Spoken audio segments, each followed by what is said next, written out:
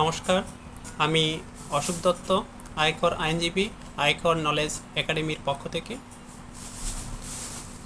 আজকে ব্যাংকের আমানতের হিসাবের উৎসে করকর্তন সম্পর্কে বলবো। প্রত্যেক অ্যাকাউন্ট হোল্ডারগণ প্রতি বছর আয়কর রিটার্ন দাখিল করে তার দাখিলা ব্যাংকে হালনাগাদ বাবদ জমা দিতে হবে।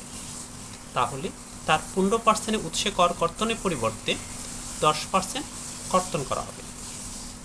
আর কোম্পানি হোল্ডারদের ক্ষেত্রে, অ্যাকাউন্ট হোল্ডারদের ক্ষেত্রে যদি সে হালনাগাদ আয়কর রিটার্ন দাখিল না করে 20%-এর পরিবর্তে 30% কর্তন করা হবে। তার জন্য প্রত্যেককে প্রতি বছর আয়কর রিটার্ন হালনাগাদ করে ব্যাংকে জমা দিতে হবে। তাহলে তার তার উৎসে করকর্তন 20% কর্তন করা হবে। নমস্কার।